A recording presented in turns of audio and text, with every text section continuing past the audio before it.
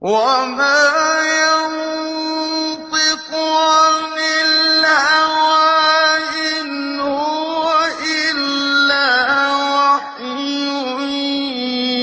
يوحى علمه شديد القوى ذو مرة.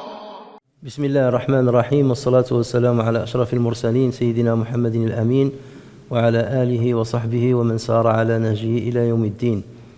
أما بعد فإن أصدق الحديث كلام الله تعالى وخير الهدي هدي نبينا محمد صلى الله عليه وسلم وشر الأمور محدثاتها وكل محدثة بدعة وكل بدعة ضلالة أجارني الله وإياكم من الضلال. Aujourd'hui, nous allons commenter quelques rubriques pour aller un petit peu plus vite à la fin de ce chapitre de l'ilm.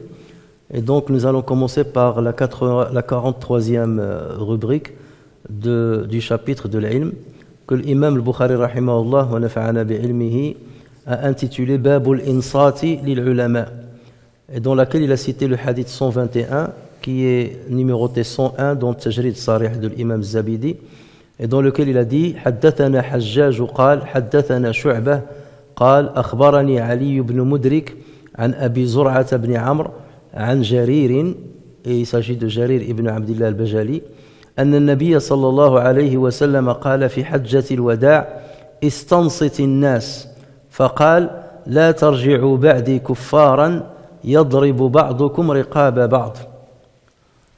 Donc cette rubrique, on peut traduire le titre par ceci, sur le fait d'écouter attentivement les savants.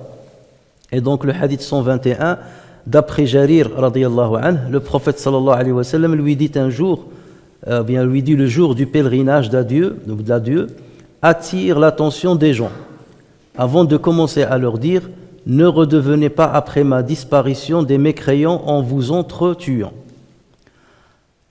Alors, à l'instar de la rubrique précédente et des rubriques précédentes, l'imam al-Bukhari ici est en train de nous parler des convenances que l'élève ou bien l'étudiant doit observer en face des savants. Donc, le fait de l'écouter.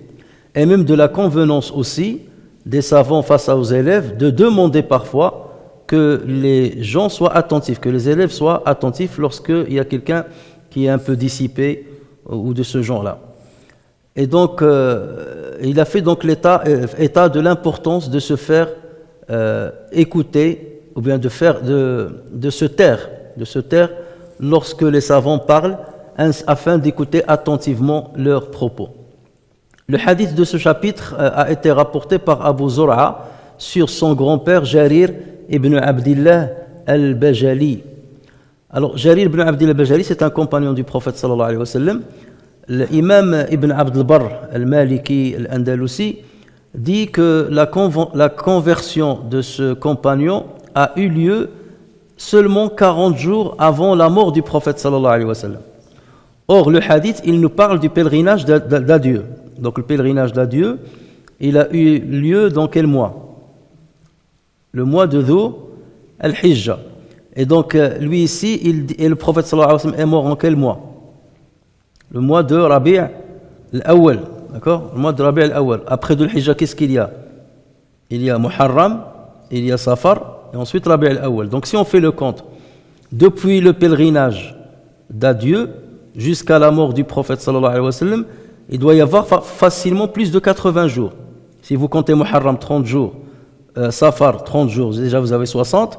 Si vous rajoutez les 12 jours de Rabi' al-Awwal, avant lequel le prophète sallallahu alayhi wa sallam, pendant lequel était vivant, donc vous êtes déjà à 72, et si vous rajoutez une vingtaine de jours de l'Hijja, puisque le prophète sallallahu alayhi wa sallam, l'Hijja a eu lieu le 10 de Dhul Hijja, le pèlerinage a eu lieu le 10 de Dhul Hijja, donc on est à plus de 80 jours. Et donc Ibn Abd al-Barr, lui, il dit que le Jarir radiyallahu anhu s'est converti seulement 40 jours avant la mort du prophète sallallahu alayhi wa sallam. Donc ceci suppose qu'il n'a pas participé au pèlerinage de l'adieu. Et dans ce cas-là, le hadith là serait coupé. Ça veut dire l'information qu'il a donnée ne serait pas fiable. Pourquoi? Parce qu'il a dit, le prophète m'a demandé de dire aux gens d'écouter. D'accord? Ou bien peut-être qu'il a dit à quelqu'un, dit aux gens d'écouter. Et dans ce cas-là, le hadith, il serait coupé entre Jarir et le prophète sallallahu alayhi wa sallam. Ça veut dire qu'il manque un autre compagnon entre le Jarir et le prophète sallallahu alayhi wa sallam. Et si c'était le cas, on aurait pu parler d'un mursal, un hadith mursal. Ce qu'on appelle mursal as-sahabi. Parce que la définition du hadith mursal, c'est quoi? C'est un hadith qui a été rapporté par une chaîne continue jusqu'à ce qu'il soit arrêté au niveau de tabi'i, du successeur, mais on n'a pas le compagnon, le maillon entre le successeur et le prophète, on ne l'a pas. Il manque le compagnon. Dans ce cas, on dit c'est un hadith mursal. Mais lorsque parfois c'est un compagnon qui parle, mais qui n'a pas entendu les propos du prophète sallallahu alayhi wa sallam, on parle d'un mursal d'un sahabi. Mursal d'un sahabi. Et le mursal d'un sahabi, contrairement au mursal d'un tabi'i, est considéré automatiquement comme authentique. Pourquoi il est authentique? Parce que le sahabi qui a parlé est quelqu'un de fiable, et l'information qu'il a entendue, il a dû l'entendre d'un autre sahabi qui est fiable. Donc on n'a pas de problème à ce niveau-là. Mais lorsqu'il s'agit de mursal d'un tabi'i, là, il faut voir de quel tabi'i s'agit-il. D'accord? Et c'est pour cela que certains savants prennent en compte le mursal d'un tabi'i et d'autres ne le prennent pas en compte. Ça dépend du tabi'i, de la fiabilité du tabi'i. Et est-ce que c'était quelqu'un qui se basait sur ce qu'il a entendu d'un compagnon ou seulement sur ce qui se répandait entre les gens comme information. Toutefois, l'imam al-Baghawi ainsi que Ibn Hibban, rahimahumullah, affirment que Jarir ibn Abdillah a embrassé l'islam le mois du Ramadan en l'an 10 de l'Hijra.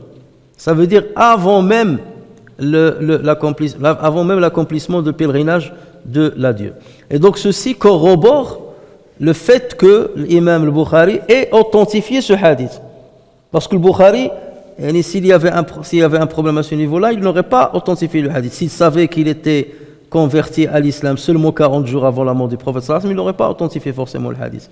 Donc ceci corrobore que l'avis aussi de Bukhari est dans ce sens-là, c'est qu'il s'est converti, que Jarir s'est converti bien avant le pèlerinage d'adieu. Donc c'était bel et bien lui qui a été interpellé par le prophète sallallahu alayhi wa sallam, qui lui a dit interpelle les gens pour qu'ils observent le silence et qu'ils m'écoutent. Alors donc il lui a dit attire l'attention des gens. Istansitin nas. Ansata, ça veut dire il s'est tu. Istansit, ça veut dire demande aux gens de se taire. Toujours lorsqu'on rajoute l'alif ou sa ou sin ou ta, comme l'istighfar, c'est que tu demandes la chose. Donc demande l'insat des gens. Et donc ensuite le prophète sallallahu alayhi wa sallam a prodigué à ces gens un conseil général. Il s'agissait en fait bien entendu des pèlerins. Et a priori, d'après les savants, c'était lors de Jamarat. Donc le prophète sallallahu alayhi wa sallam était al-Jamra pour jeter les pierres. Et donc c'est là où, parce qu'il y avait énormément de monde, et forcément lorsqu'il y a beaucoup de monde, lorsqu'il y a des foules, donc il y a du bruit, et c'est là où le prophète sallallahu alayhi wa sallam a demandé à Jarir de demander aux gens de se taire. Alors pourquoi l'imam Bukhari a rapporté ce hadith dans cette rubrique? C'est parce qu'il en conclut qu'il convient aux étudiants de prêter l'oreille et d'écouter attentivement les savants.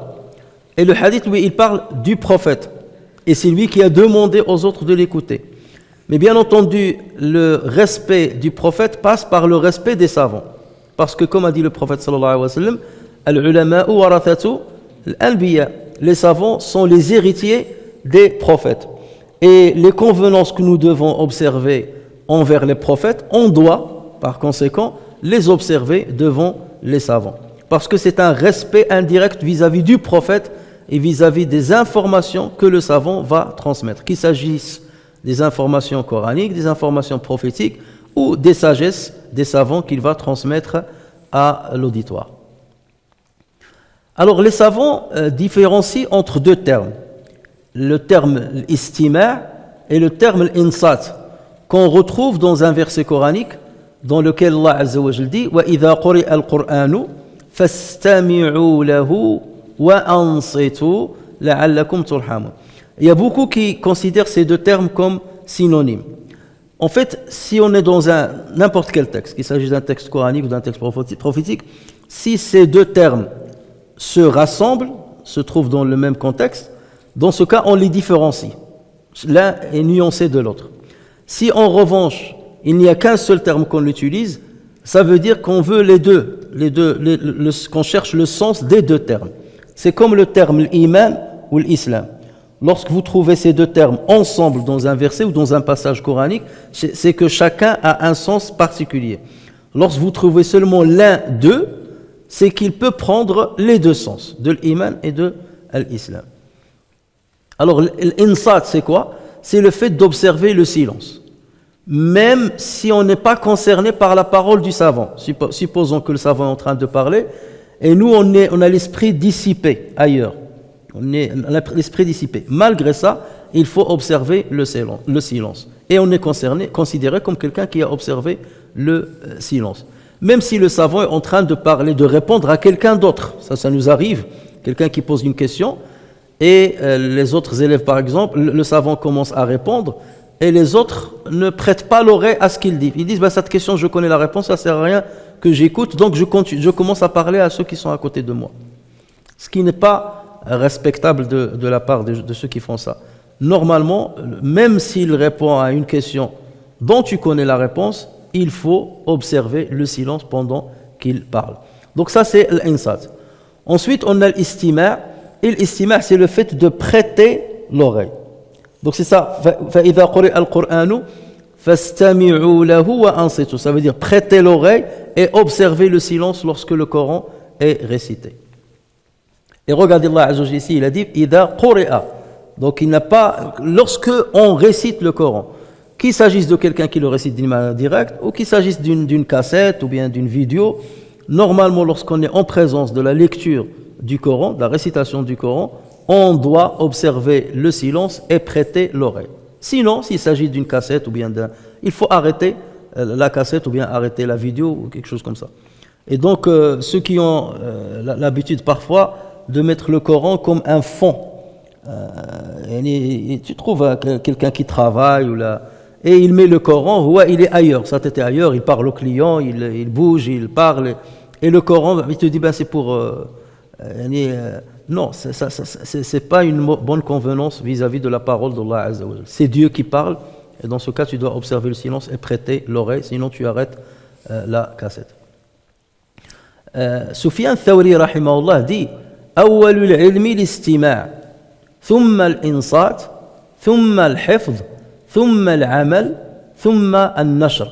L'acquisition du savoir nécessite d'abord l'écoute attentive, ensuite l'observance du silence, puis la mémorisation, puis l'œuvre, ça veut dire traduire ce qu'on a appris dans son quotidien.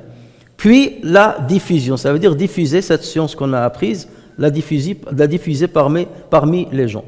L'imam Asma'i rahimahullah, qui est un grand littéraire, il dit la même chose, mais il place le silence avant l'écoute attentive, parce que tu ne peux pas écouter si tu n'observes pas le silence. Mais en tout état de cause, il valide quelque part cette succession. Donc observer le silence, tendre ou bien prêter l'oreille, mémoriser, et ça on l'a vu dans la rubrique qui a précédé, et l'imam Bukhari a pris comme exemple Abu Huraira radiyallahu anhu, pratiquer ce qu'on a appris et ensuite diffuser ce qu'on a appris et mémorisé.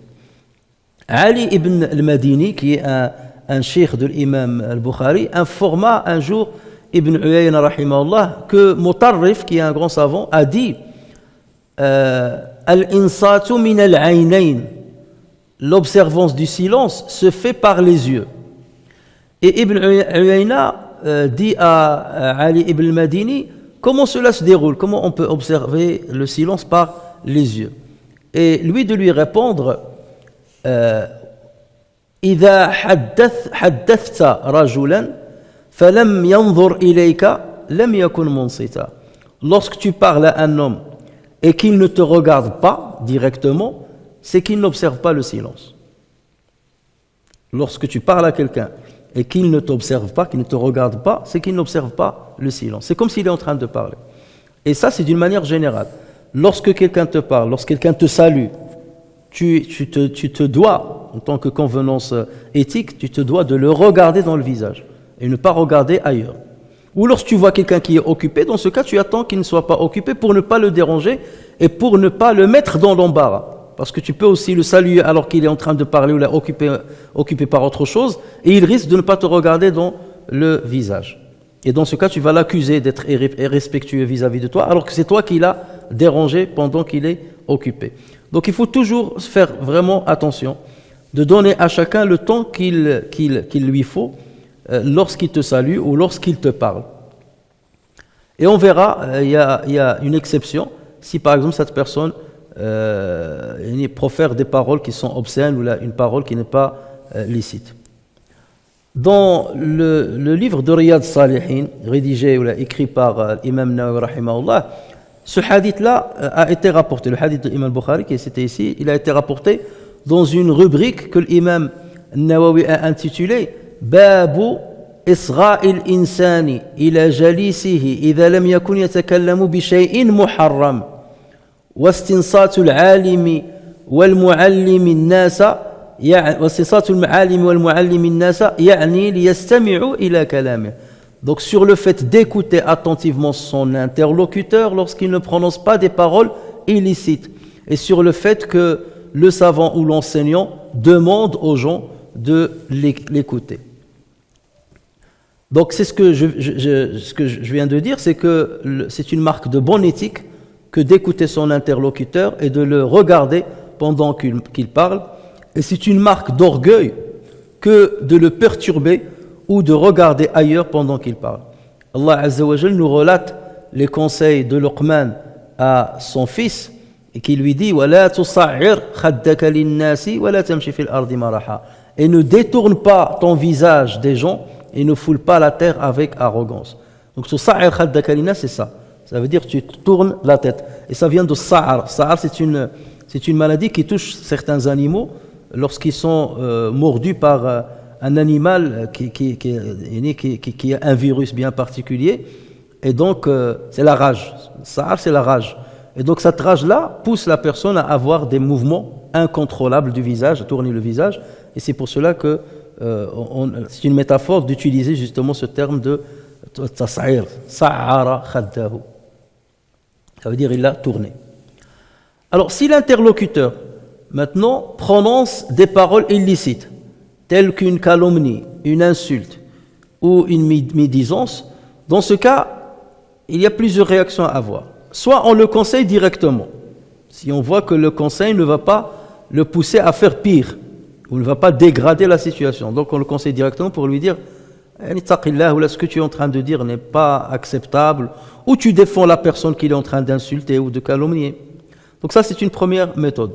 La deuxième méthode, c'est de détourner le regard. Dans ce cas, tu as le droit de détourner le regard, ou de montrer que tu es occupé. Ça veut dire que tes paroles, je suis gêné de t'entendre.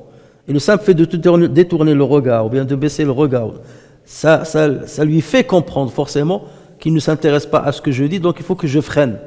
Ou bien il faut que je change de sujet. Mais si en revanche tu le regardes, tu le fixes du regard, et encore pire si tu acquiesces avec ta tête, là c'est que tu es en train de l'encourager à continuer son péché, dans son péché. Alors dans le hadith évoqué par l'imam Bukhari rahimahullah, dans cette rubrique, Jarir ibn Abdillah rapporte que le jour du pèlerinage de l'adieu, le prophète sallallahu alayhi wa sallam lui a dit, attire l'attention des gens, avant de commencer à dire « Ne redevenez pas, après ma disparition, des mécréants en vous entretuant ».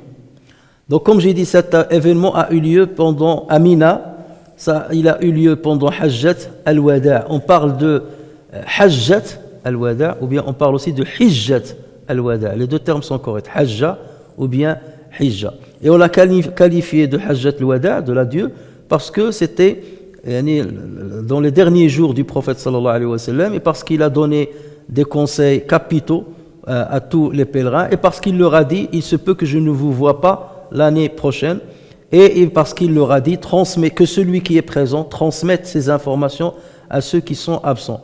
C'est comme s'il savait que c'était ces derniers jours. Alors le prophète sallallahu alayhi wa sallam savait pertinemment que pendant sa vie, les compagnons n'allaient pas s'entretuer. Et donc il craignait, soit il craignait qu'ils s'entretuent après sa mort, soit Allah Azza wa Jal lui a dévoilé une partie de l'avenir. Et il a su, par le biais d'Allah Azza wa Jal, que ses compagnons allaient s'entretuer. Donc lui, il les a mis en garde. D'accord? Ne soyez pas responsable de cette abomination. Et nous savons très bien que la présence d'un leadership comme le prophète sallallahu alayhi wa sallam parmi ses compagnons, c'est un élément d'équilibre parmi eux. Tant qu'il est présent, donc il installe un équilibre. Et on a vu parfois des compagnons qui allaient se disputer, ou bien on avait parfois des frictions entre le Muhajirin et l'Ansar, ou bien entre l'Aws et le Khazraj. Et à chaque fois, le prophète sallallahu alayhi wa sallam, il venait, il leur parlait, il leur prodiguait des conseils, et donc il restaure l'équilibre social. Mais avec la disparition du prophète sallallahu alayhi wa sallam, comme avec la disparition de certains leaderships, on peut avoir des problèmes. Et le prophète sallallahu alayhi wa sallam, par cette parole, il est en train de leur dire, si vous nous entretuez pas, c'est par respect à l'islam, et c'est par foi envers Allah Azza wa Jal que vous n'allez pas vous entretuer. C'est pas par respect vis-à-vis de moi je peux partir. Donc même si je pars, donc craignez Allah Azza wa Jal et ne vous entretuez pas. Vous le faites pour Dieu, c'est-à-dire la paix, vous l'instaurez entre vous pour Dieu, et non pas par respect vis-à-vis de moi tout seul. أفإن مات أو قتل انقلبتم على أعقابكم وما محمد إلا رسول قد خلت من قبله الرسل. Mohammed n'est qu'un messager avant lequel plusieurs messagers se sont éteints. أفإن مات أو قتل, s'il advient qu'il meurt ou qu'il soit tué, allez-vous retourner vos vestes et devenir de non-croyants, ou allez-vous vous combattre entre vous? Bien entendu, ce verset a été descendu dans un contexte bien particulier de la bataille de Uhud, mais on peut le comprendre d'une manière générale. Alors, que signifie ne redevenez pas après moi kuffar? Que signifie le mot kuffar? La traduction littérale, c'est mécréant. Donc, que veut dire le prophète sallallahu alayhi wa sallam par la mécréance dans cette parole-là? Et d'ailleurs, ce terme-là, il l'utilise dans d'autres hadiths. Et on a déjà vu un hadith dans ce même chapitre, le hadith 48, qui a été rapporté par l'imam donc al-Bukhari, et dans lequel le prophète, ainsi que par Muslim, et dans lequel le prophète sallallahu alayhi wa sallam a dit Sibabul muslimi fusuq wa qitaluhu kufr. Insulter le musulman est de la perversité. Le combattre est un acte de mécréance. Donc, est-ce qu'on va comprendre ce hadith-là, celui-là, ou le hadith qu'on est en train de commenter, comme si le prophète parle de la mécréance qui fait apostasier la personne de sa religion, ou c'est une autre mécréance? Rappelez-vous, on a parlé dans le chapitre même de l'imam qu'il y a mécréance et mécréance. D'accord? Kufrun duna kufr. Et même le nifaq, il y a le nifaq al-akbar, le nifaq al-asghar. Donc il faut toujours nuancer ce genre de paroles. Et d'autant plus qu'Allah Azza wa Jal dans Surat al-Hujurat dit wa in ta'ifatani min al-mu'minina iqtatalu fa aslihu baynahuma. Si deux groupes de croyants se combattent, faites la conciliation entre eux. Donc Allah Azza wa Jal ici, il les a qualifiés de croyants. In ta'ifatani min al-mu'minin. Donc malgré le fait que le combat est éclaté entre eux, Allah Azza wa Jal continue de les considérer comme des croyants. Donc ça veut dire le mot croyant, mécréant dans le hadith du prophète sallallahu alayhi wa sallam ne signifie pas que les personnes qui se sont entretuées sont sorties complètement de l'islam. Et c'est pour cela que les savants ont essayé d'interpréter le sens de kuffar dans ce hadith-là, ou les hadiths qui lui ressemblent. Et on peut rassembler 7 interprétations qui ont été données pour ce terme.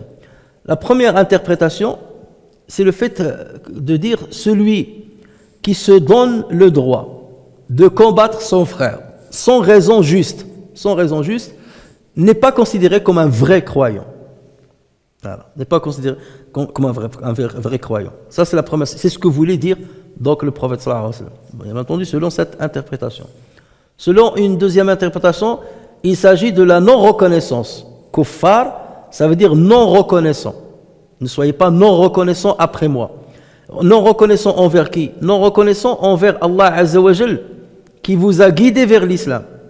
Non reconnaissant envers Allah Azza wa Jal qui vous a élucidé et montré comment vous comporter. Donc le fait que Dieu vous ait guidé et que Dieu vous ait montré comment vous comporter et que vous comportez à l'envers de ce qu'Allah Azza wa Jal vous a dit de faire, c'est comme une non-reconnaissance de la grandeur de cette religion et de ce que Dieu vous a transmis comme information et comme enseignement. Troisième interprétation, c'est de considérer que le combat entre les musulmans éloigne ces derniers de la foi et il les rapproche de la mécréance. Donc le prophète, c'est comme si le prophète sallallahu alayhi wa sallam voulait dire ne redevenez pas après moi kuffar, ça veut dire en vous rapprochant de plus en plus de la mécréance. Le combat entre musulmans les rapproche de la mécréance. Quatrième interprétation, c'est que le combat entre les musulmans est un acte qui consiste à les comparer à ceux qui ne croient pas en Dieu. Car seuls ceux-ci peuvent se permettre de se combattre entre eux, alors que les vrais croyants ne peuvent pas se permettre de le faire. Donc kuffar, ça veut dire comme les kuffars, même s'il n'a pas cité le mot de comparaison. Donc ne redevenez pas après moi comme des non-musulmans en vous combattant entre vous. Sauf qu'il n'a pas utilisé le comme pour montrer la gravité de cet acte-là. Cinquième interprétation qui a été donnée, c'est qu'il s'agit de la mécréance à proprement dit. C'est-à-dire, il y a certains savants qui sont allés jusqu'à dire ça. Si les musulmans se combattent entre eux, ils deviennent mécréants. Ou ils apostasient de l'islam. Il y a une autre signification qui a été donnée et qui revient à un sens étymologique du terme kafir.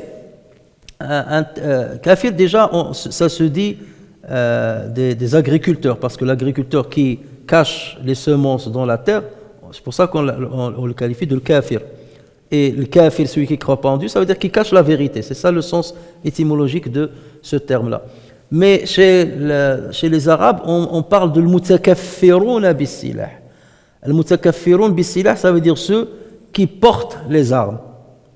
Et l'imam al-Azhari, dans son livre Tahdhib al-Lugha, un livre dédié à la littérature arabe, il dit « Celui qui porte les armes est appelé kafir ». Donc ça veut dire « Ne devenez pas après moi kuffar », ça veut dire « Ne portez pas les armes après ma disparition pour vous entretuer les uns les autres ». Donc ça aussi c'est une interprétation. Et la dernière interprétation, c'est ne vous apostasiez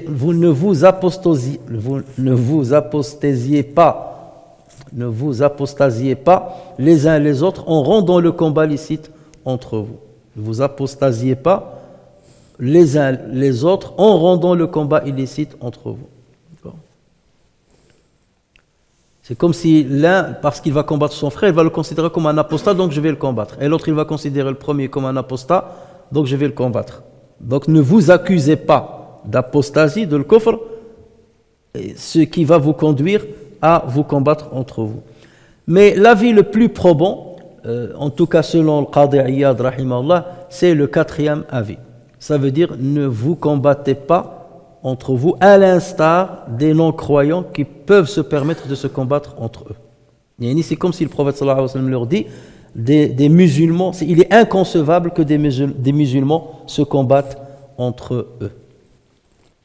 Donc voilà ce qu'on peut dire comme commentaire sur cette rubrique, et on passe à la 44e rubrique que l'imam al-Bukhari rahimahullah a intitulée Babu ma yustahabbu lil-alimi idha su'ila ayyun nasi a'lamu fayakilu al-ilma ila Allah. Et ensuite, Imam al-Bukhari a cité un très long hadith qu'on a déjà eu l'occasion de mentionner dans une autre rubrique. En tout cas, on a mentionné une autre version de ce hadith. Cette version-là, elle est beaucoup plus détaillée. Donc c'est le hadith 122 et qui est numéroté 102 dans Tajrid as-Sarih. Et pour économiser un peu le temps, et parce qu'on a abordé le hadith là en arabe, donc je vais le lire uniquement en français et faire quelques commentaires puisqu'on a déjà commenté la plus grande partie de ce hadith, de ce qui est cité dedans. Donc cette rubrique, on peut l'intituler « Il est recommandé aux savants de rapporter la chose à Dieu une fois interrogé parmi les gens qui est le plus savant ». Ça veut dire, si on te pose la question parmi les gens qui est le plus savant, tu dois dire « Allahu a'lam », c'est Dieu qui est le plus savant. Et donc, dans ce hadith-là, Saïd ibn Jubayr radiyallahu anhu dit « J'ai dit à Ibn Abbas radiyallahu anhu, Nauf al-Bakali prétend que Moïse, cité dans l'histoire d'Al-Khadir, n'est pas celui de Banu Israël, mais un autre Moïse. D'accord ? Abdullah ibn Abbas radiallahu anhu répliqua: il a menti, l'ennemi de Dieu. Kadhaba aduwullah. Puis il poursuivait en disant: Ubay ibn Ka'b nous a relaté que le prophète sallallahu alayhi wa sallam a dit: Moïse, le prophète, se leva pour prononcer un discours au Bani Israël. Et quelqu'un l'interrogea: qui est le plus savant des gens? Et Moïse de répondre: c'est moi le plus savant. Allah lui reprocha alors de ne pas lui avoir attribué le savoir et lui révéla ceci: certes, l'un de mes serviteurs au confluent des deux mers est plus savant que toi. Et Moïse de demander: Seigneur, comment pourrais-je le rencontrer? Et Dieu de lui dire: prends un poisson dans un panier, et là où tu perdras le poisson, tu le retrouveras, ou bien tu le trouveras. Moïse se mit alors en route, accompagné de son disciple Yusha ibn Nun, il s'agit de Josué, avec un poisson dans le panier.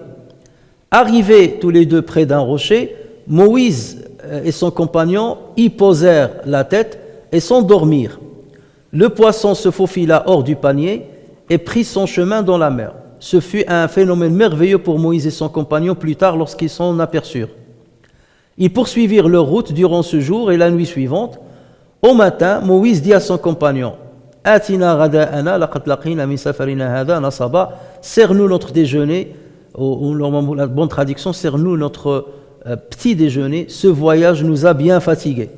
Moïse ne sentit la fatigue que lorsqu'il eut dépassé l'endroit désigné.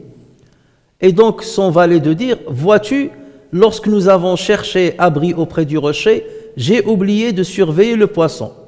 Et Moïse de lui dire: c'est bien cela que nous cherchions. Et ils revinrent sur leurs pas. Arrivés au rocher, ils trouvèrent un homme couvert de son vêtement. Et Moïse lui dit: que la paix soit sur toi. Salam alaykum. Et comment se trouverait-il sur ta terre de la paix? Demanda le Khadir. Donc l'homme en question, c'était le Khadir, alayhi salam. Je suis Moïse, s'annonça-t-il. Et le Khadir de lui dire: le Moïse de Bani Israël? Oui, répondit-il. Donc c'est cette phrase-là qui est intéressante. Le Moïse de Bani Israël. C'est pour cela que Abdullah ibn Abbas a répondu que Nauf al-Bakali a tort. Parce que Nauf al-Bakali a prétendu que cette histoire de Moïse avec le Khadr, il s'agit d'un autre Moïse. Un autre prophète qui s'appelle Moïse et non pas Moïse Bani Israël. Or là, donc Abdullah ibn Abbas, il a rapporté ce récit-là de Ubay ibn Ka'b, et dans lequel le prophète sallallahu alayhi wa sallam a bien dit que le Khadir a demandé à Moïse: es-tu bien le Moïse de Bani Israël? Et Moïse de répondre par l'affirmatif. Et donc ensuite il lui dit: me permets-tu de te suivre afin de m'initier à cette sagesse que tu tiens d'Allah? Et le Khadir de lui répondre: tu ne pourras jamais être patient en ma compagnie. Tu as un savoir en ma compagnie. Ô Moïse, j'ai acquis un savoir de la part d'Allah que tu ignores, et tu as un savoir de la part d'Allah que j'ignore. Et Moïse lui dit: tu me verras s'il plaît à Allah, tu me verras s'il plaît à Allah bien constant et soumis à tes ordres. Ils firent route ensemble au bord de la mer, mais ils ne disposaient pas de barque. Une barque vint à passer. Ils demandèrent aux marins de les prendre. Ayant reconnu Al-Khadir, ils les embarquèrent gratuitement. Un oiseau se posa sur le bord de la barque, plongea le bec une ou deux fois dans la mer. Alors Al-Khadir dit à Moïse: nous n'avons pris, toi et moi, du savoir d'Allah que ce que cet oiseau vient de prélever de la mer par son bec. C'est alors qu'Al-Khadir arracha à dessein une planche de l'embarcation, et Moïse de lui dire: comment te conduis-tu ainsi? Des gens qui nous ont transportés bénévolement et tu endommages leur barque pour les noyer? Et le Khadir de lui répondre: ne t'ai-je pas prévenu que tu perdrais vite patience en ma compagnie? Et Moïse de lui dire: ne me tiens pas rigueur de mon oubli. Ce fut la première omission de Moïse. Sur ce, ils reprirent leur chemin. Al-Khadir surprit un enfant qui jouait avec ses camarades. Il le prit par la tête et la lui arracha. Moïse s'exclama: tu as tué un enfant innocent qui n'a pas commis de meurtre. Et le Khadir de lui dire: ne t'ai-je pas dit que tu perdrais vite patience à mes côtés? Alam aqul laka innaka lan tastati'a ma'iya sabra. Ce fut là un avertissement plus sévère de la part d'Al-Khadir à Moïse, dit Ibn Uyayna, qui est un rapporteur de ce hadith. Ils poursuivirent leur chemin et parvinrent à un village. Ils demandèrent l'hospitalité à ses habitants, mais ceux-ci refusèrent de les accueillir et trouvèrent dans ce village un mur qui menaçait de s'écrouler. D'un geste de la main, Al-Khadir le remit en bon état. Moïse lui demanda « Pourquoi ne réclames-tu pas un salaire pour ton travail ?» Et Al-Khadir lui dit « Cela suffit maintenant, nous sommes arrivés à un point où nous devons nous séparer. » Et le prophète sallallahu alayhi wa sallam, à la fin de ce récit-là, il dit qu'Allah fasse miséricorde à Moïse comme nous aurions aimé que Moïse patiente afin qu'il nous raconte leurs événements. J'aurais bien aimé que Moïse patiente parce qu'on aurait pu découvrir d'autres secrets que Allah Azza wa Jalla a donné à Al-Khadir alayhi as-salam. Donc voici le hadith. Comme j'ai dit, ce hadith a été déjà évoqué lors du commentaire du hadith 74 de la rubrique 16 de ce même chapitre. Donc on a déjà étudié ce hadith, mais dans une version plus petite. Mais on a évoqué les détails qui existent dans ce hadith qu'on a entre les mains. Alors, regardez quelques petits commentaires. Lorsque Saïd ibn Jubayr informa Ibn Abbas radiyallahu anhu que Nauf al-Bakali a dit que Moïse, le Moïse de l'histoire d'Al-Khadir n'est pas le Moïse banu Israël. Alors, qui est Nauf al-Bakali? Nauf al-Bakali, c'est le beau-fils de Ka'b al-Ahbar. Ka'b al-Ahbar, c'était un juif qui s'est converti à l'islam. Et donc, il avait beaucoup d'informations de Banu Israël qu'il rapportait aux compagnons, qu'il citait aux compagnons. Donc, il s'est marié avec une femme veuve qui avait cet enfant-là, donc Nauf al-Bakali. Et donc, Nauf écoutait beaucoup des histoires racontées par son beau-père, Ka'b al-Ahbar. Donc, peut-être que, alors, ça serait de là où il aurait ramené cette information. Et nous savons très bien que le prophète sallallahu alayhi wa sallam disait, concernant les histoires rapportées par Banu Israël, ne les démentissez pas, mais ne les validez pas forcément. Vous pouvez les raconter, il n'y a pas de problème. S'ils concordent avec ce que dit le Coran, tant mieux. S'ils ne concordent pas, vous les rejetez. Mais il n'y a pas de mal à les rapporter. Donc, Ibn Abbas, lorsqu'il a entendu cette information, il s'est un peu emporté. Il a dit « Kadhaba aduwullah » il a menti, l'ennemi d'Allah. Cette parole-là, il ne faut pas la considérer comme une insulte. Même si elle paraît très très dure, mais lorsque tu as la connaissance d'une vérité claire et que tu entends quelqu'un qui diffuse une contre-vérité concernant le même sujet, donc ça te perturbe, ça te met en colère quelque part contre le fait de transmettre des fausses informations. Et c'est pour cela qu'il a dit kadhab. Ça ne veut pas dire que Nauf al-Bakali a menti d'une manière préméditée. Il s'est trompé, il a rapporté ça. Mais lui, il a dit kadhab, et c'est vrai, il a menti. Mais après, est-ce qu'il est prémédité pas? Ça, c'est autre chose. Et il a dit adouullah, ça c'est une expression que parfois on peut citer comme takilatka ummuk, que ta mère te perde. Ça ne veut pas dire que tu souhaites la mort à la personne. Lorsque tu dis que ta mère te perde, ça c'est une expression qui se dit, et même le prophète sallallahu alayhi wa sallam l'a utilisée. Les Arabes l'utilisaient souvent.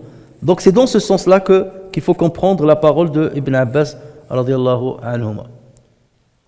Et d'ailleurs, on trouve dans un hadith le prophète sallallahu alayhi wa sallam qui a dit à quelqu'un kadhaba fulan. En fait, il s'agit de l'histoire d'une femme qui s'appelle Subay'a de Bani Aslam, Subay'a al-Aslamiyya, qui a perdu son mari. Alors, son mari qui s'appelle Sa'd ibn Khawla, il l'a perdu l'année du pèlerinage de la Dieu, l'année où le prophète sallallahu alayhi wa sallam allait mourir. Et elle était enceinte. Et quelques jours après la perte de son mari, elle a accouché. Et lorsqu'elle a accouché, donc il y a un compagnon qui s'appelle Abu Sanabil ibn Ba'kak. Abu Sanabil, il lui a dit, tu ne peux te marier qu'après 4 mois et 10 jours. Tu ne peux te marier qu'après 4 mois et 10 jours. Donc c'est la période de viduité. Mais il a oublié qu'Allah Azza wa Jalla a dit les femmes qui sont en grossesse, leur période de viduité s'arrête au moment où elles accouchent. Donc peut-être qu'il n'avait pas mémorisé ce verset ou ne l'avait pas entendu. Donc lui, il a donné une fatwa. Il lui a dit ta période de viduité ne peut s'achever qu'après 4 mois et 10 jours. Et donc la dame est venue voir le prophète sallallahu alayhi wa sallam et il lui a fait part de ce qu'il lui a dit Abu Sanabil. Et le prophète sallallahu alayhi wa sallam lui a dit, il a dit à la femme, Kadhaba Abu Sanabil, halalti fankihi. Abu Sanabil a menti, ça ne veut pas dire qu'il l'a fait de manière préméditée. Donc vous voyez l'expression Kadhaba, ça se dit. Kadhaba Abu Sanabil, halalti fankihi. Donc ça veut dire ta période de viduité et tu es libre, ta période de viduité c'est terminé, donc tu peux te marier. Donc tout ça c'est pour dire que si jamais vous entendez un savant, vous lui rapportez une information de quelqu'un a dit ceci ou cela et qu'il te dise il a menti, ne le prenez pas mal. Ça ne veut pas dire qu'il est en train de l'attaquer. C'est une expression qui se dit lorsque quelqu'un dit une contre-vérité. Et on ne l'accuse pas de l'avoir dit ou de l'avoir dite d'une manière préméditée. Et donc Ibn Abbas argumenta en citant le récit de Ubay ibn Ka'b radiyallahu anhu. Alors, Imam Bukhari, pourquoi il a rapporté ce hadith? Bien entendu, c'est parce que lorsqu'on a demandé à Moussa alayhi salam qui est celui qui a le plus de savoir, il a dit Ana, moi. Et il aurait dû dire quoi? Allahu a'lam, ou bien à la limite dire moi, wallahu a'lam, moi et Dieu c'est mieux, d'accord? Mais lui il a dit moi. Bien entendu c'est pas une prétention de sa part, c'est pas une marque d'orgueil de sa part, mais parce qu'il était un grand messager envoyé par Dieu, parce qu'il recevait la révélation de Jibril, parce que Dieu lui a parlé, donc il pensait que c'est celui qui connaît le plus Allah Azza wa Jal et les décrets d'Allah Azza wa Jal, forcément. C'est celui qui va diffuser les décrets de Dieu qui connaît le plus les décrets de Dieu et qui connaît Dieu, d'autant plus que Dieu lui a parlé. Mais il fallait quand même qu'il attribue le savoir à Allah Azza wa Jal. Et c'est pour ça qu'Allah Azza wa Jal lui a dit non, tu as tort et je vais te montrer que tu as tort. Il y a un homme qui a plus de savoir que toi et va le chercher pour apprendre de lui. Donc c'est pour lui donner une leçon et à travers lui, il nous donne une leçon. Donc lorsque quelqu'un vous pose une question, vous dites toujours Allahu a'lam. Ou tu réponds et tu dis Allahu a'lam. Surtout lorsqu'il s'agit de fatawa, d'autant plus qu'on sait que les savants, sur beaucoup de sujets, beaucoup de thématiques, les savants ont divergé. Donc lorsque toi tu dis la réponse c'est ça, tu tranches, tu dis la réponse c'est ça, alors que tu sais pertinemment qu'il y a d'autres savants qui ont donné un autre avis.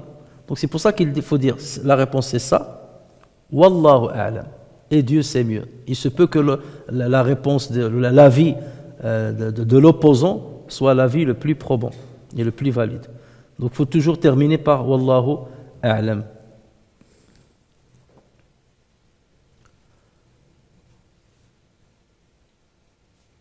Alors, pour terminer donc justement le commentaire de ce hadith-là, il y a quelques remarques en plus de ce qu'on a déjà vu.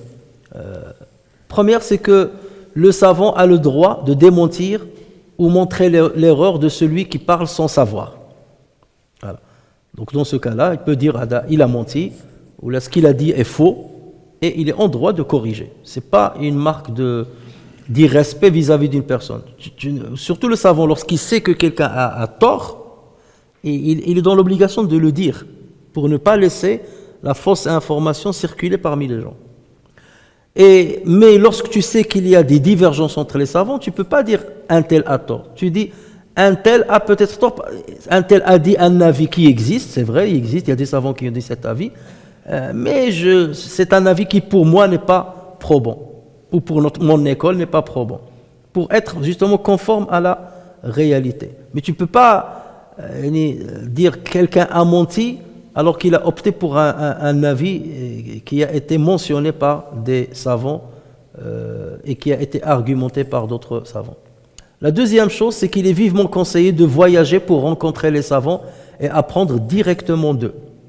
Parce qu'Allah Azza wa Jal aurait pu donner les informations qu'avait le Khadir, les donner directement à Moussa, sans qu'il fasse le voyage.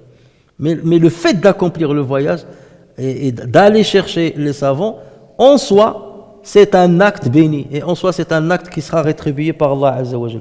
Et le fait de fréquenter ces savants qui ont ces informations-là, est un acte béni parce qu'on va apprendre d'eux, en plus de l'information, on apprend d'eux d'autres choses, en plus de l'information. Et en l'occurrence, Moïse, qu'est-ce qu'il a appris auprès de l'Khadir, en plus des informations qu'il a eues de l'Ghaib? C'est qu'il faut patienter. D'accord? Samt, l'éthique, la patience est importante. Alors que s'il est venu le premier jour, il va lui dire voilà les informations que j'ai, il ne va pas apprendre ça. Donc la fréquentation des savants permet d'apprendre certaines éthiques qu'on ne peut pas apprendre d'une manière à travers les livres ou des choses comme ça. Ou parfois certaines explications qu'on ne peut pas trouver dans les livres.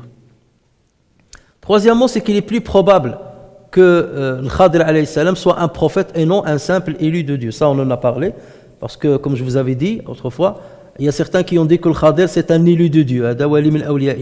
Ou ça, c'est surtout ceux qui se penchent vers le soufisme. Les soufis qui disent ça, pour quelque part dire, vous voyez, c'est pas un prophète, et pourtant il a un savoir plus que le prophète. Donc, waliyullah, ou bien awliya Allah, les élus de Dieu, peuvent avoir plus de savoir que les prophètes. Et ça, c'est faux. Et toutes les preuves convergent pour dire que le Khadir alayhi salam est un prophète. Pourquoi? D'abord parce qu'il lui a dit le savoir que Dieu m'a donné. Il y a un savoir que Dieu m'a donné qu'il ne t'a pas donné. Il y a un savoir qu'il t'a donné qu'il ne m'a pas donné. Donc là, c'est comme s'il lui dit nous sommes pareils en termes de degrés. Nous sommes tous les deux prophètes. La deuxième chose, c'est à la fin, il lui a dit ce que j'ai fait. Je ne l'ai fait pas de moi-même. Ça veut dire c'est Dieu qui m'a informé de faire ça. Et d'autant plus qu'il a fait certaines choses qui, selon n'importe quelle loi, religieuse ou pas religieuse, c'est abominable. Le fait de tuer un enfant alors qu'il n'a rien fait. Donc comment se permettrait-il d'accomplir cet acte d'assassinat si ce n'était pas Allah Azza wa Jal qui lui est révélé de le dire? Parce que là, devant Allah Azza wa Jal, tu ne peux que dire oui. Mais si c'est quelqu'un qui vient te dire tue cet enfant, mais qui es-tu pour me dire de tuer cet enfant? D'accord? Mais c'est parce qu'Allah Azza wa Jal lui a dévoilé donc وَلَا يُظْهِرُ عَلَى غَيْبِهِ أَحَدًا إِلَّا مَنْ يَرْتَضَى مِنْ رَسُولٍ. Il ne dévoile de l'invisible, il ne dévoile rien de l'invisible sauf à ceux qu'il agrée parmi les prophètes. Donc, et puisqu'Allah Azza wa Jal lui a dévoilé une partie de l'invisible ou bien de l'avenir, c'est qu'il est un prophète. Donc c'est ça l'avis le plus probant, c'est qu'il s'agit bel et bien d'un prophète et non pas d'un simple homme, quand bien même il serait élu de Dieu. Et le prophète de toute façon il est élu de Dieu, mais il est prophète. Quatrièmement, les prophètes et ceux qui ont un degré en dessous ne savent de l'avenir que ce que Allah a voulu leur dévoiler. Parce que regardez le Khadir, lorsqu'il lui a dit je suis Moïse, qu'est-ce qu'il lui a dit le Khadir? Es-tu Moïse de Banu Israël? Donc il ne l'a pas reconnu. Ça veut dire que Allah lui a dévoilé des choses de l'avenir et quelque chose qui est du présent, il ne lui a pas dévoilé. Parce que cet homme-là, c'est le Khadir. D'accord? Cinquièmement, il n'y a aucune preuve dans ce hadith sur le fait qu'Al-Khadir soit meilleur que Moïse, comme le prétendent certains soufis. Bien qu'ils connaissent certaines choses que Moïse, alayhi salam, ignore. Donc, Moïse est meilleur que Al-Khadir. Parce que Moïse fait partie de Ulul Azmi Mina Ar-Rusul. Les 5 Ulul Azmi Mina Ar-Rusul, qui sont Nuh alayhi salam, Ibrahim alayhi salam, Moussa alayhi salam, Isa alayhi salam et Muhammad sallallahu alayhi wa sallam. Donc les 5 là. Donc le Khadir forcément il est en dessous. Sixièmement, on a le droit d'écarter un mal par un mal moins grave. Comment on peut le savoir? Le Khadir alayhi salam a ébréché la barque. Ça c'est un mal. Il a fait un mal. Comment tu vas saccager la barque de gens qui t'ont rien fait? Mais ça c'était un mal pour éviter que cette barque ne soit confisquée par le gouverneur de cette ville. D'accord? Donc c'est repousser un grand mal par un petit mal. C'est permis en islam. Donc ça c'est une règle qu'on peut tirer et d'ailleurs cette histoire de Khadir alayhi salam, il y a beaucoup de choses qu'on peut tirer d'elle, parmi lesquelles c'est celle-ci. Septièmement, il convient d'ignorer certains mots pour éviter qu'ils conduisent au pire. On trouve ça où? Lorsque ils ont demandé hospitalité auprès des gens de la cité. Et ces derniers ont refusé de leur accorder hospitalité. Donc ça c'est un mal. tu es un voyageur, tu as faim, tu demandes à des gens de te donner à manger ou de l'hospitalité, ils refusent. C'est un mal, qu'est-ce qu'ils ont fait? Donc, le Khadir, qu'est-ce qu'il a fait? Il n'est pas allé loin. Et il a fait semblant que rien n'est arrivé. Et qu'est-ce qu'il a fait? Il a redressé leur mur. D'accord? Et c'est par ce geste-là qu'il a préservé le trésor qu'il y a en dessous du mur. Si le mur serait tombé, donc le trésor allait être découvert par des tierces personnes, et les orphelins qui devaient normalement hériter de ce trésor-là ne l'auraient pas eu. Donc vous voyez, le fait que le Khadir alayhi salam ait fermé l'œil sur un mal qu'on lui a fait, le fait de ne pas avoir accepté l'hospitalité, ne pas lui avoir offert l'hospitalité, le fait d'avoir fermé l'œil sur ça, ça a permis de résoudre un grand problème pour des orphelins. Et ceci montre qu'il ne faut pas être rancunier vis-à-vis de ceux qui parfois nous font des petits maux, des petits problèmes, des petites injustices. Parfois, vaut mieux fermer l'œil, parce que tu sais qu'en fermant l'œil, tu vas éviter d'autres problèmes. Et parfois, parce que tu es rancunier, ou là, parce que tu veux te venger, ou là, parce que tu fais une fixation sur une injustice dont tu étais victime, tu provoques des conséquences et des catastrophes après. Je sais pas, tu as eu un problème avec ton épouse. Ferme l'œil. Parfois, lorsque tu fais une fixation, le problème, il va devenir... Ou là, un problème avec ton beau-père, ou là, avec ton beau-frère. Tu fais une fixation, tu rentres dans le problème. Après, c'est plus le beau-frère. Ça devient sa mère, ou son père, ou ses sœurs, et ça s'élargit dans toute la famille après. Parfois, vaut mieux supporter une injustice d'une personne pour maintenir la cohésion de toute la famille. Et c'est pour ça qu'il faut toujours être visionnaire. Lorsque tu veux agir face à un mal, face à une injustice, il faut toujours que tu calcules quelles sont les conséquences possibles, probables. Et tu dis, si je fais ça, première conséquence, 1, 2, 3, 4, 5. Et si tu vois que ta réaction va provoquer plusieurs maux, tu dis, je préfère supporter ce mal moi-même, donc je suis une victime plutôt que plusieurs victimes. Et c'est là où réside justement la sagesse.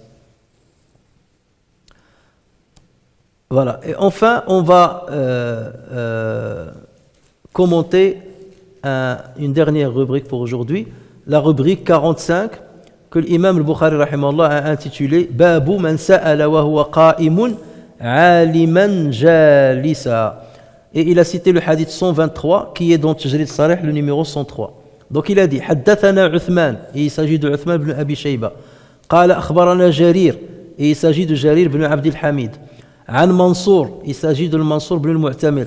Pourquoi à chaque fois je précise? Parce que le Bukhari, il précise parfois ici dans ce hadith, il précise que les prénoms. Et donc je vous complète, entre parenthèses, ce que vous voyez là, l'identité complète des personnes. An Abi Wa'il, il s'agit de Shaqiq ibn Salama. An Abi Moussa, lui il a cité seulement Abu Moussa, mais il s'agit d'Abu Moussa al-Ash'ari radiyallahu anhu. قال جاء رجل إلى النبي صلى الله عليه وسلم فقال يا رسول الله ما القتال في سبيل الله فإن أحدنا يقاتل غضبا ويقاتل حمية فرفع إليه رأسه قال وما رفع إليه رأسه إلا أنه كان قائما فقال قال رسول صلى الله عليه وسلم من قاتل لتكون كلمة الله هي العليا فهو في سبيل الله عز وجل. Donc le titre de cette rubrique, sur celui qui debout interroge un savant assis. Celui qui est debout interroge un savant qui est assis. Et donc il a cité un hadith sur Abu Moussa al-Ash'ari qui dit, une fois un homme vint trouver le prophète sallallahu alayhi wa sallam, il lui dit, ô envoyé de Dieu, qu'est-ce que c'est que de combattre pour la cause de Dieu? Car il y a parmi nous celui qui combat par colère et celui qui combat pour la défense des siens. Le prophète sallallahu alayhi wa sallam leva alors la tête vers cet homme et ajoute le narrateur, on verra cet ajout-là que j'ai mis ici en orange, il ne leva la tête que parce que son interlocuteur était debout. Et il dit, et le prophète dit, celui qui combat afin que la parole de Dieu soit la plus haute, celui-là combat pour la cause de Dieu puissant et majestueux. Alors à travers cette rubrique, l'imam al-Bukhari rahimahullah va préciser qu'il n'y a aucun mal à ce qu'un savant qui est assis réponde à quelqu'un qui lui pose une question alors qu'il est debout. vous risquez de dire, mais c'est évident ça, il n'y a pas de problème là-dessus. Non. Pourquoi il cite cet exemple-là? Parce qu'il y a certaines personnes qui aiment, et par orgueil, elles aiment s'asseoir et que les autres soient debout. Hein? Un gouverneur, quelque chose comme ça, lui, il est derrière son bureau, il est assis. Tu veux poser une question? Ben viens, reste debout, pose la question. Parce que c'est une marque de respect de dire à quelqu'un assis-toi. Lorsque tu es assis, de lui dire assis-toi et parle. Et lorsque tu le laisses debout en parlant, c'est comme si c'est une marque d'orgueil. Là, je suis au repos et toi, tu es debout, donc pose la question. Je ne te donne pas l'autorisation de t'asseoir. Donc là, Imam Bukhari, il dit il n'y a pas de mal à ce que quelqu'un pose une question à un savant qui est assis, pendant que lui, il est debout. Et il prend ce hadith comme référence, comme preuve. De même qu'il n'y a pas de mal à poser une question alors que tu es debout à un savant qui est assis. Donc ici, il est en train de parler de la convenance, d'une des convenances acceptées de la part d'un savant et acceptées de la part de celui qui pose la question. Donc il n'y a pas de mal à ce que toi, tu poses une question à un savant qui est debout, si tu es pressé par exemple. Parce que la vraie convenance, c'est quoi lorsque tu veux poser une question à un savant? S'il est assis, c'est de s'asseoir devant lui et de lui parler. Quelle est la preuve? Hadith de Omar ibn Khattab qui dit, lorsque nous étions avec le prophète sallallahu alayhi wa sallam, un homme est survenu, est apparu, voilà comment ses cheveux étaient, ainsi de suite, et il s'est assis devant le prophète sallallahu alayhi wa sallam et il a mis ses mains sur ses genoux. Ça, c'est la convenance de quelqu'un qui veut interroger ou bien apprendre de quelqu'un qui est assis. Donc ça, c'est la convenance. Mais le Bukhari, il dit, c'est pas toujours vrai. C'est acceptable que tu poses la question lorsque tu es debout, si la situation dans laquelle tu es t'oblige de le faire, ou si tu es pressé. Et ce fut le cas d'ailleurs dans cette situation. Parce que le contexte de ce hadith, c'était le contexte d'une bataille. Et le prophète sallallahu alayhi wa sallam était assis. Et un homme est venu en portant ses armes. C'est ça les détails de ce hadith. L'homme, il porte ses armes, il voulait s'engager dans la bataille. Et là, il est venu voir le prophète sallallahu alayhi wa sallam, il lui a dit, ah Rasulallah, comment on combat fi sabilillah? Parce que parmi nous, il y a celui qui combat par colère, il y a celui qui combat seulement pour défendre les siens, sa tribu, ses amis. Donc c'est quoi le vrai combat fi sabilillah? Ça veut dire que cet homme-là, avant de s'engager dans le combat, il voulait savoir avec quelle intention il devait entreprendre ce combat. Ce qui montre que les compagnons savaient pertinemment l'importance de l'intention dans l'action. Parce que lui, il serait directement parti, tout le monde combat, ben j'y vais avec eux. Non, là, il a dit attention, parce que là, il se peut que ce que je suis en train de faire n'est pas sabila, il se peut que je perde. Et rappelez-vous du hadith dans lequel, lors d'un combat, les gens sont venus pour vanter le mérite d'un combattant. Ils ont dit, Masha'Allah, regarde le combattant là, un sahabi qui combat bien et tout. Et le prophète sallallahu alayhi wa sallam a dit, Huwa fin nar, il sera dans l'enfer. Et tout le monde était étonné.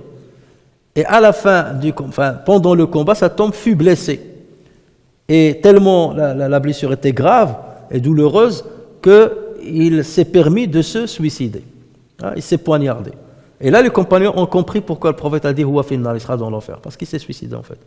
Donc, l'acte en lui-même, dans son apparence, il peut paraître béni, mais c'est l'intention qui compte. Et c'est pour cela qu'on ne peut pas désigner quelqu'un qui meurt dans un combat comme étant un shahid.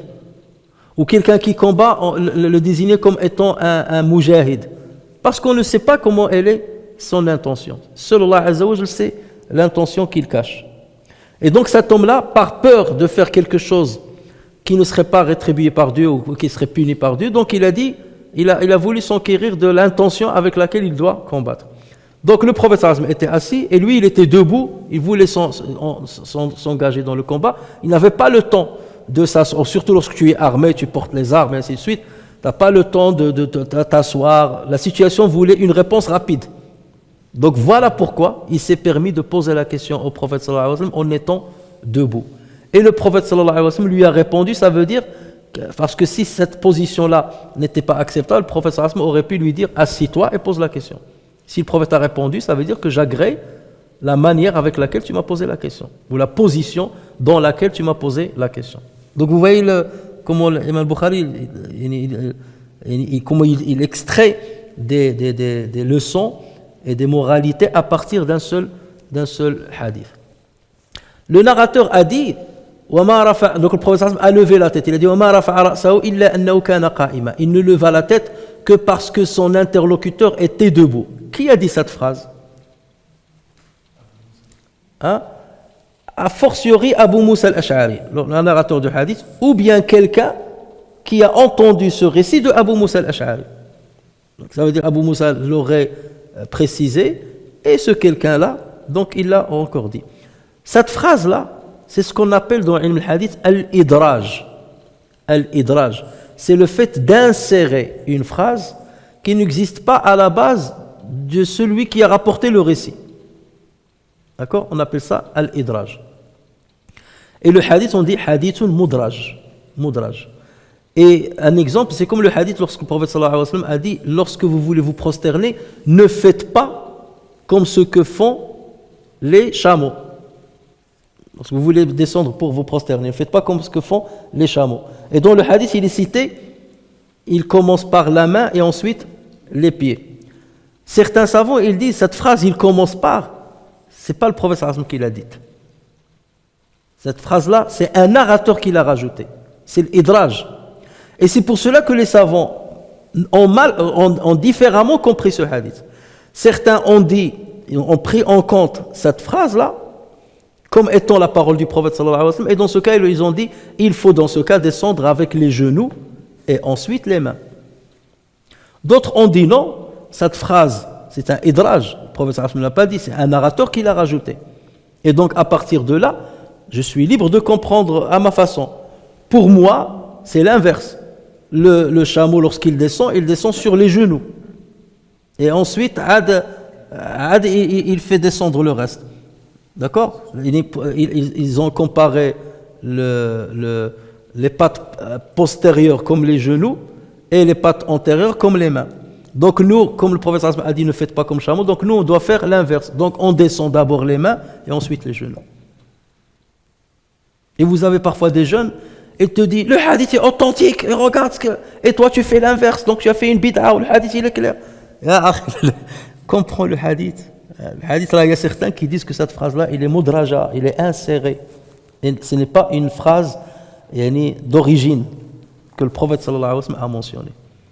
D'où donc toujours l'importance d'avoir du savoir avant de donner une fatwa ou avant de critiquer l'avis d'un savant, encore moins l'avis d'une école jurisprudentielle.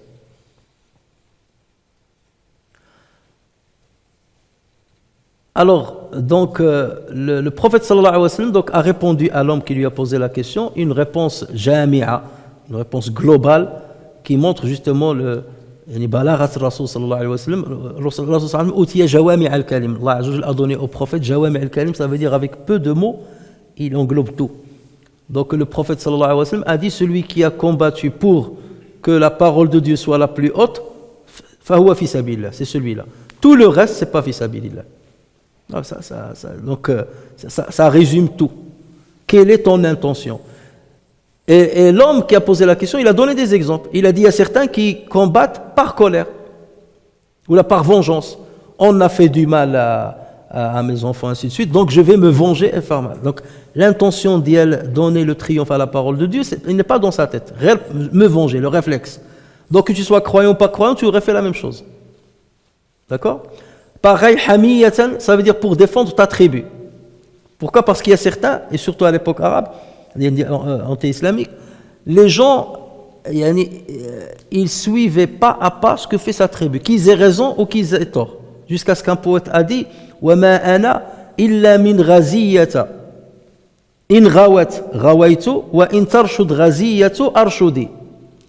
Je ne suis qu'un membre de la tribu de Raziya. Si Raziya s'égare, je m'égare avec eux. Et s'ils se guident, moi aussi je me guide avec eux. Donc vous avez des personnes comme ça qui ne s'enquièrent pas du bien fondé de ce qu'il va faire, voilà, de ce combat-là. Et il mime, par mimétisme, il y va. Donc là, c'est pas fi sabilillah. Il faut faire attention. Et il y a celui qui veut se venger de la société, et il y a celui qui croit venger le prophète, alors que si le prophète lui-même était là, il ne serait pas vengé, il aurait pardonné. D'accord? Et il y a celui qui te dit je veux faire triompher l'islam alors qu'il fait l'inverse. Nous avons vu beaucoup de ceux qui ont commis des attentats, et on a vu Daesh ce qu'ils ont fait. Au contraire, ils ont sali l'image de l'islam. Ils n'ont pas fait triompher la parole de Dieu. Et c'est pour cela que cette question du djihad, et encore plus le djihad de combat, c'est une question très très très pointue, et ce n'est pas à monsieur tout le monde de trancher dessus ou de dire ça c'est un djihad, ou là il faut un djihad ou pas. Ça revient à des grands savants, ça revient à des hommes politiques, ça revient à l'État, c'est une question d'un État. Comme aujourd'hui, c'est un État qui a un ministère, qui a des généraux, pour dire est-ce que ce combat-là, ça vaut le coup ou pas, et pourquoi le faire. Et est-ce qu'on ne va pas causer quelque chose qui est plus dramatique, et est-ce qu'on le fait pour Dieu ou pour autre chose. Est-ce que c'est pas mieux de ne pas le faire.